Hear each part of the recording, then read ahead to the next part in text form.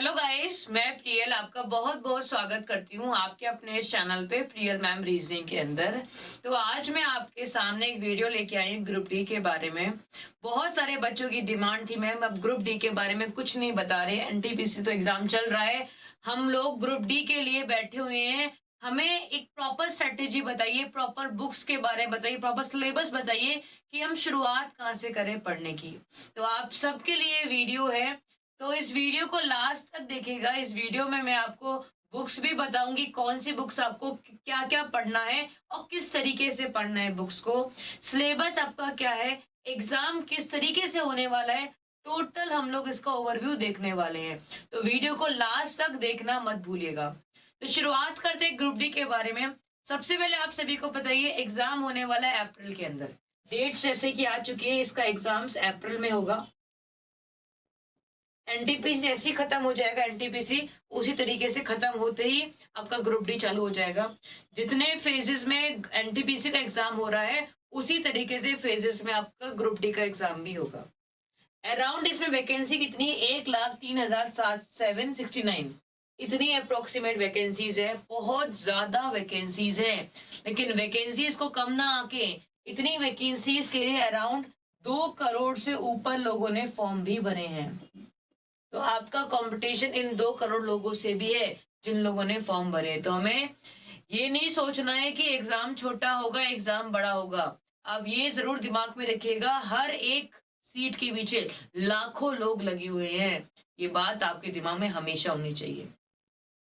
तो शुरुआत करते हैं कि एग्जाम किस पैटर्न पे होने वाला है, क्योंकि बहुत सारे बच्चों को ये भी नहीं पता है कि एग्जाम कैसे होगा, कितने कितने स्टेप्स होंगे, किसको क्वालिफाई पहले करना है, किसको क्वालिफाई बाद में करना है, प्रोसेस क्या होने वाला है, टोटल हम डिस्कस करने वाले हैं। सबसे पहले हम बात करेंगे कि ग्रुप डी का एग्जाम कितने कितने स्टेप्स में होने वाला है।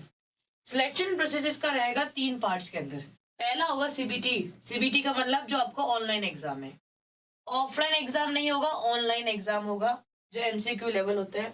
जो बच्चे ऑनलाइन एग्जाम पास कर लेंगे उसका, उनमें से बच्चों को जो पास कर लेंगे उससे बच्चे सिलेक्ट किया जाएगा और वही लोग फिजिकल, पीटी का मतलब फिजिकल के लिए जाएंगे। जो बच्चे ऑनलाइन एग्जाम को पास कर लेंगे उनमें से बच्चे फिजिकल के लिए चुने जाएंगे। जो आप पास नहीं हुए तो आप यहीं पे छूट जाएंगे। फिर फिजिकल में पास होने वाले बच्चे आगे किसके लिए, डॉक्यूमेंट वेरिफिकेशन के लिए और मेडिकल के लिए अप्लीकेबल होंगे। ठीक है, तो आपका जो प्रोसेस रहेगा वो 3 स्टेप्स में रहेगा और तीनों स्टेप्स में कहीं पे भी आप डिस्क्वालीफाई हो सकते हैं। ये बात आपको दिमाग में रखनी है। ठीक है, ऑनलाइन एग्जाम पहले आपको पास करना है, फिर फिजिकल में आना है, फिजिकल पास करने के बाद आपको डीवी और मेडिकल टेस्ट के लिए जाना होगा। नेक्स्ट रहेगा आपका पैटर्न।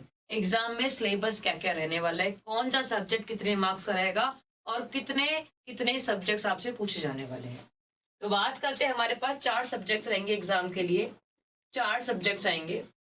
इन्होंने केवल दिमाग के साथ खेला है, बात वही रही है, वही मैथ्स, वही रीजनिंग, वही जीके आनी है। बस थोड़ा सा हमारे साथ खेलने की कोशिश करी गई है, ये जताने की कोशिश की गई है कि एनटीपीसी अलग है, ग्रुप डी अलग है। भाई कुछ अलग नहीं है, सब कुछ सेम है। ध्यान दीजिए, मैथ्स आएगी, 25 क्वेश्चन रहेंगे 25 मार्क्स के, 25 सवाल 25 मार्क्स के हैं। जीएस रहेगी, जीएस मतलब physics chemistry science, physics chemistry biology, 25 question 25 marks की रहने वाली है। फिर आपकी रीजनिंग रहेगी 30 क्वेश्चन 30 मार्क्स की। फिर आपकी जीके और current affairs, history, geography, polity या फिर करंट अफेयर्स हम बोले, वो 20 क्वेश्चन रहेंगे 20 नंबर के। ठीक है, ओवरऑल आपका पेपर होने वाला है 100 क्वेश्चन होंगे इसके अंदर और 100 मार्क्स के होने वाले हैं और इसके लिए आपको 90 मिनट मिलेंगे। कितने मिनट, 90 मिनट। अभी तक कुछ भी चेंज नहीं हुआ है, जैसा एनटीपीसी में था वैसा ही यहाँ पे भी होने वाला है, कुछ भी चेंज नहीं हुआ। एक बात आपने शायद नोटिस नहीं करी होगी, यहाँ भी रीजनिंग को सबसे ज्यादा वेटेज दिया गया है।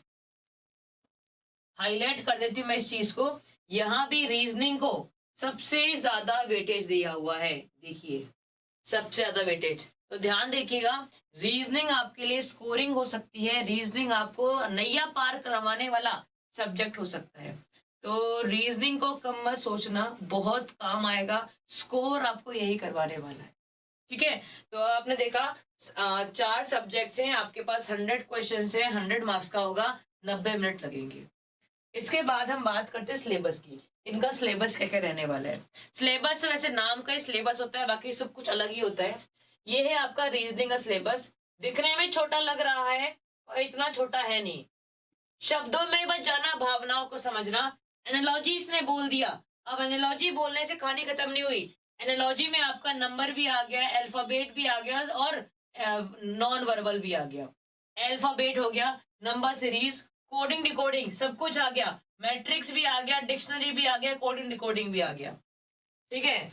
वेन डायग्राम, डायग्राम मतलब वेन डायग्राम हो गया, DIV हो गया, डेटा सफिशिएंसी हो गया, रिलेशनशिप्स, मैथमेटिकल ऑपरेशन जो बहुत आते हैं, प्लस माइनस डिवीजन वाले सवाल वो हो गया, सिमिलैरिटीज डिफरेंसेस, ये सब कुछ नाम के हैं। केवल नामों से घबराना नहीं है। एक्चुअली सिलेबस में कुछ और दे रखा होता है और उसके इनर मीनिंग पे हम बात जाती है। लिखा यहाँ पे कहीं पे भी नहीं है फिगर काउंटिंग आएगा, नाम नहीं लिखा हुआ है फिगर काउंटिंग का, और इन्होंने दे दिया एनालिटिकल रीजनिंग। फिगर काउंटिंग का नाम नहीं लिखा, क्यूब का डाइस का नाम नहीं लिखा, पर यहाँ एक शब्द दे दिया एनालिटिकल रीजनिंग। अरे भाई कहाँ खिसक गए तुम। यहाँ शब्द दे किया एनालिटिकल रीजनिंग। इसी से साफ हो गया कि यहाँ पे कैलेंडर भी आएगा, क्लॉक भी आएगा, फिगर काउंटिंग भी आएगा और आपका क्यूब एंड डाइस भी आएगा। इस सिर्फ एक का मतलब है। वैसे ही आपका आर्ग्यूमेंट अजम्पशन मतलब सिलेबस में कुछ छूटेगा नहीं, सब कुछ आने वाला है। ये रीजनिंग का है। अब बात करते हैं मैथ्स की। सेम मैथ्स की भी कहानी वही है। नंबर सिस्टम, बॉड मास का रूल आता ही आता है, decimal, fraction, LCM, HCF, ratio, time and work, mensuration, percentage, simple एम, compound interest, profit and loss, algebra, trigno, मतलब सब कुछ पूरी अर्थमेटिक। अर्थमेटिक आपकी पूरी रहेगी, टोटली अर्थमेटिक रहेगी। और आपका एडवांस में कुछ पोर्शन रहेगा। एडवांस का वेटेज हमेशा कम ही आता है।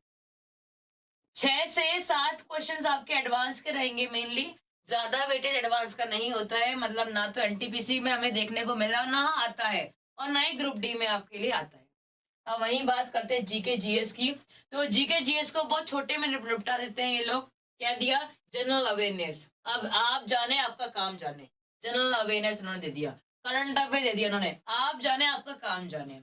साइंस एंड टेक्नोलॉजी दे दिया, पॉलिटी, इकोनॉमिक्स, नाम लिख दिया उन्होंने, केवल नाम लिख दिया, सोचा कि काम खत्म हो गया। नहीं, जैसे मैंने आपको NTPC में टॉपिक वाइज लिस्ट दी थी, जिस तरीके से मैंने आपको हर एक टॉपिक की लिस्ट दी थी कि रीजनिंग में आपको ये टॉपिक्स पे ध्यान देना है, मैथ्स में आपको इन टॉपिक्स पे ध्यान देना है, रीजनिंग में GK और GS में आपको इन टॉपिक्स पे ध्यान देना है, वैसे मैं आपको ग्रुप D के बारे में सब कुछ डिटेलिंग में दूंगी।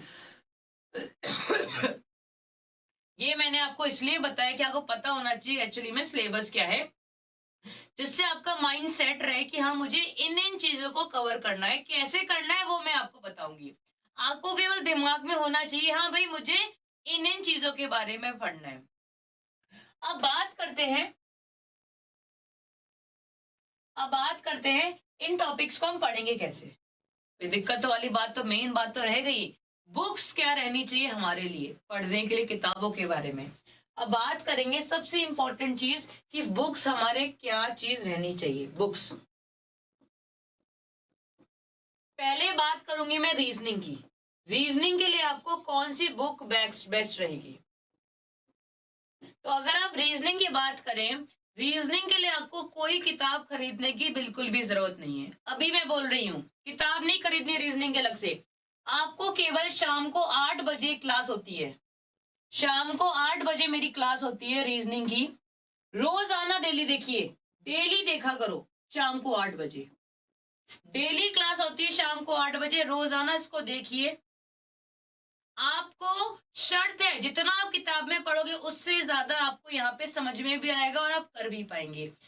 यकीन नहीं होता है NTPC का एग्जाम जिन जिन बच्चों ने दिया उनसे पूछ के देख लीजिए। अगर आपने भी दिया तो पता ही होगा आपको कि टॉपिक एक भी बाहर का आया नहीं है, ऐसा कोई क्वेश्चन आया नहीं है जो आपने पढ़ा ना हो।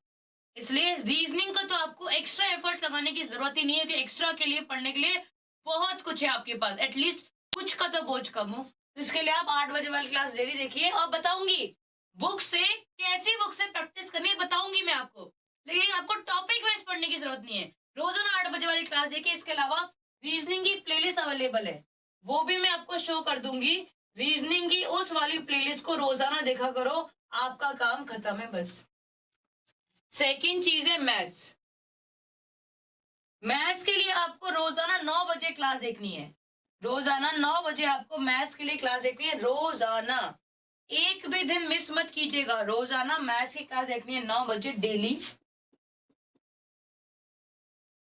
सारे कंसेप्ट आपको यहाँ से क्लियर हो जाएंगे। इसके अलावा संडे को मैं टॉपिक वाइज लेके आती हूँ, हर संडे को मैं आपके लिए टॉपिक वाइज लेके आती हूँ, इसको देखा करो। डेली आपका मॉक टेस्ट चलता है। मॉक टेस्ट इन शॉर्ट आपको क्वेश्चंस करवाती हूँ मैं जो एनटीपीसी एग्जाम्स में आ रहे हैं, जिससे कि आपका वो कंसेप्ट क्लियर होता रहे। इसके अलावा आप डेली संडे का आप टॉपिक वाइज को देख सकते हैं, यहाँ से आपको कंसेप्ट बहुत अच्छे से क्लियर हो जाएगा। ये मैं आपको क्वेश्चंस कराती हूँ, मिक्स क्वेश्चंस करवाती हूँ, ये आप डेली देखा करो, बहुत कुछ आपको क्लियर होता हुआ दिखाई देगा। बाकी संडे तो अपना ही टॉपिक वाइज के लिए डेली एक टॉपिक संडे को आपका होता है। अब सबसे जरूरी बात है जीके जीएस का क्या करें। बहुत बड़ी खेल है, जीके जीएस का क्या करें। तो एक बात दिमाग में ठान लीजिएगा, जीके जीएस आपका बहुत वास्ट सब्जेक्ट है, जितना पढ़ोगे उतना कम है। पर हमें क्या करना है, मैंने आपको एनटीपीसी में भी स्ट्रेटेजी बताई थी किस तरीके से हमें नंबर को खींचना है। आपको ये नहीं देखना है कहाँ से आपको डूब जाएंगे नंबर, आपको ये देखना है कहाँ से आप नंबरों को पकड़ सकते हैं। अभी आप शुरुआत करेंगे किससे, एक किताब मैं बताऊंगी आपको, इस किताब को देख लीजिए। ये किताब है लूसेंट की, है ऑब्जेक्टिव जनरल नॉलेज की किताब है।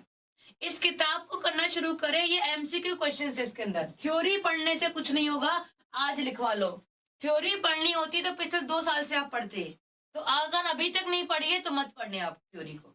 क्वेश्चन पे ध्यान दीजिए, यहाँ आपके पास एमसीक्यू क्वेश्चंस बनेंगे। किताब आती है लूसेंट की, एमसीक्यू क्वेश्चन पे बेस्ड, इसमें पूरी जीके होती है। इस किताब को पढ़ना चालू कीजिए। रोजाना 100 क्वेश्चन का टारगेट रखा करो, रोजाना 100 क्वेश्चंस का। अगर आप 1 घंटे में 100 क्वेश्चन पढ़ते हैं वो ज्यादा बेटर है उससे कि 1 घंटे में आप थ्योरी का 1 पेज पढ़ेंगे। 1 पेज थ्योरी का पढ़ोगे, उससे बेटर है कि 1 घंटे में 100 क्वेश्चन पढ़ना। क्वेश्चन के साथ साथ उसके आंसर में एक्सप्लेनेशन भी दिया होता है, उसको साथ साथ पढ़ते हुए चलिए। अगर इस किताब को आप एग्जाम तक 50 बार लगा लेते हो, 50 बार भी नहीं मैं बोलूंगी, अगर एग्जाम से पहले इसको 10 बार पढ़ लेते हो तो मुझे लगता नहीं है कि आपको जीके में इससे बाहर जाने की जरूरत पड़ेगी। पूरे जीके की बात कर रही हूँ, साइंस को मिला के जीके को मिला के, पूरी जीके की, इसके अलावा आपको जरूरत नहीं पड़ेगी। फिर आपको एक्स्ट्रा में और क्या करना है, एक किताब और आती है, इस तरह की किताब होती है। चाहे तो आप इस पब्लिकेशन का ले ना ले, बहुत सारे पब्लिकेशन की आती है, अरिहंत की भी आती है, किरण की भी आती है, किसी भी पब्लिकेशन ले लीजिए। नाम क्या लिखा होना चाहिए, RRB group D solved papers, ये नाम की किताब होनी चाहिए। बाकी किसका मुझे नहीं पता, ग्रुप डी सॉल्व्ड पेपर्स के नाम से किताब आती है, चाहे मर्जी हो कोई भी किताब ले लीजिए। इस किताब को जरूर रखें। ये किताब किस लिए है, जो आप रीजनिंग के क्वेश्चंस मेरे से पढ़ते हो उसकी प्रैक्टिस हम यहाँ से करेंगे। जो मैथ्स आप मेरे से पढ़ोगे उसकी प्रैक्टिस भी आप यहाँ से करोगे, और जीके जो आप क्वेश्चंस लगाओगे उसकी प्रैक्टिस भी यहाँ से करोगे। याद रखना, बहुत बच्चों ने बोला था कि मैम ये चीज आप पहले बताते, एनटीपीसी मैंने बोला था, बहुत बच्चों ने ध्यान नहीं दिया, पछता रहे हैं आज भी वो बच्चे कि काश हमने प्रीवियस ईयर किताब करी होती। तो आप मत पछताना, इस किताब को एग्जाम से पहले मैं बोलूंगी 20 बार पढ़ लो, 20 बार पढ़ लो। आधा सिलेबस तो यहीं पे खत्म है, हाफ सिलेबस, आधा सिलेबस इसी किताब से खत्म हो जाएगा। आपको किताब का मतलब प्रीवियस ईयर किताब, केवल इतना करके देखिए। मुझे नहीं लगता कि इससे ऊपर आपका कहीं और आपको जाने की जरूरत पड़ेगी, केवल 2 से 3 किताबें बस। याद रखना, 100 किताबें पढ़ने की जगह इस किताब को ही 100 बार पढ़ लोगे, उससे आपके नंबर जरूर अच्छे आएंगे, 100 अलग अलग किताब पढ़ने से नहीं आएंगे। एक टीचर को फॉलो कीजिए, एक ही के बारे में पढ़िए, एक के कंसेप्ट सीखिए, एक के पीछे पढ़िए, हजारों के पीछे नहीं। हजारों के पीछे भागोगे डाइवर्ट हो जाओगे, लास्ट में कुछ हाथ में नहीं लगने वाला। तो चीजों को एनालाइज करना सीखिए जितना ज्यादा हो सके, और प्रॉपर वे में पढ़िए। एक बात याद रखना, एक बात याद रखना, बहुत सारे बच्चे होते हैं, बहुत सारे बच्चे होते हैं, उन्हें पता है, वो यहाँ पे खड़े होते हैं शुरुआत में, उनको जाना यहाँ पे है, इसके पास जाना है। कुछ बच्चे होते हैं वो ऐसे ऐसे ऐसे ऐसे ऐसे घूम के जाते हैं, और मैं आपको रास्ता दिखा रही हूँ सीधे जाने का।